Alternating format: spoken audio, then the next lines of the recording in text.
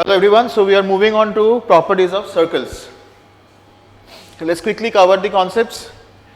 So some important properties. So you have a circle, this radius, double of that diameter. At that point draw a tangent that will be 90 degree. That's the first property. Radius is perpendicular to tangent. Second, same circle, same radius. Now pull the tangent inside and it becomes a chord. If the radius is drawn perpendicular to the chord, it bisects the chord. So perpendicular to the chord from the center bisects the chord. And then what do we have? We also have a right angle triangle here. This is the radius, this is the length of the chord, half of that, and this is the distance. So if a question is asked that how far is the chord from the center, then this is the scheme that we are going to develop and use. So this is the second property. Number 3, for any circle you can draw two tangents from any point outside the circle and the tangents will be equal in length always. Number 4, you have the tangent again and we use it to form a secant kind of a thing. You just draw a line passing through the circle somewhere. This point of the tangent and this you join, and this end and this end you join. So what do we have? We have a chord. This is a chord. So angle between the tangent and the chord, this angle will be equal to the angle subtended by that chord at the circumference. Okay, this is called angles in the alternate segment. But anyways, same thing will go for this one as well. This angle here, angle between the tangent and the chord is the angle subtended by the chord. This, so these two angles will also be equal. Coming to this, if I let's say label this as A, B, C, D. So we are basically saying angle B, A, C is equal to angle A, D, C. That's the property number 1, subpart 1. As a result of this, triangle BAC becomes similar to triangle BDA. Observe, angle B is the same in both cases and angle A is the same as angle D. We just now said that they will be. As a result, if you write down the similarity property again and then simplify, we are going to get BA squared. So from point B, remember BA squared is BC times BD. Don't write BC times CD, okay, it's BC times BD is BA squared. So that is the other thing that comes out from this diagram. So this fourth point, there are two properties, both are important. One is regarding angle, the other is regarding length of tangent. Alright, number 4 is done. Number 5.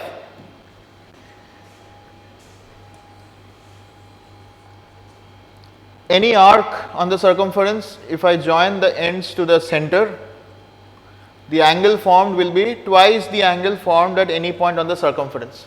So if this angle be x degrees, then this will be 2x, and that will be x any other point. Here also it will be x. So it has to be the same arc and this has to be the center. Okay, this is point number 5. Angle at center is twice the angle at the circumference. Extension of this, if you make this a straight line so that this becomes wider and wider and this becomes 180 and then this then becomes the right angle because half of 180 is 90. So can you think of what is this point with respect to the triangle? It is the circumcenter, which we just now discussed in a previous video. Okay. Number 6. If you have a quadrilateral inside a circle like this with all 4 points on the circumference, there are two important properties. Opposite angles are 180, they add up to 180. So angle A plus angle C will be 180, angle B plus angle D will also be 180. This sort of a quadrilateral is called a cyclic quadrilateral. Okay, this is one. And number 2, in fact there are 3 of them. Number 2, there is an important property here is opposite sides if you multiply. So AB times CD plus the other pair of opposite sides BC times AD will be equal to the product of the diagonals AC times BD. Okay, this is called the Ptolemy's theorem. But anyways, the name is not important. The point is to remember this. The third one is, if I call the lengths of the sides as W, X, Y, or let's just call it ABC, small a, small b, small c and small d. Okay, so small a, small b, small c and small d. Then the area is root over S minus A times S minus B times S minus C times S minus D, very similar to the triangle formula where S is also very similar, sum of all 4 divided by 2 is still the semi perimeter. Okay, so this is the 6th point that we have. Next,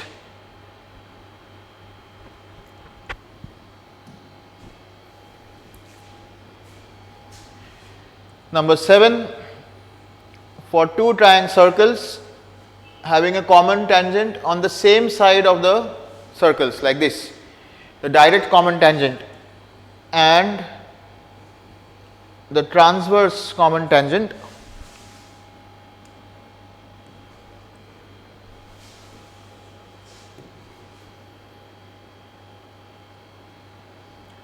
so the length of the direct common tangent L is square root of, now see, small r and capital R, and let us say distance between the 2 centers is D.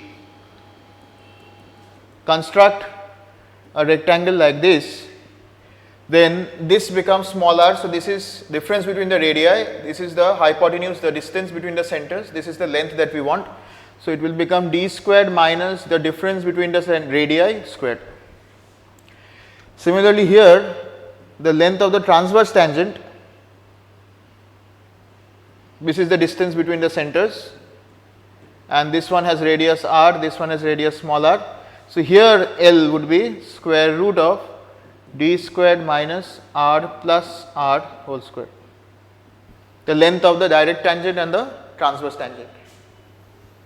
Last point,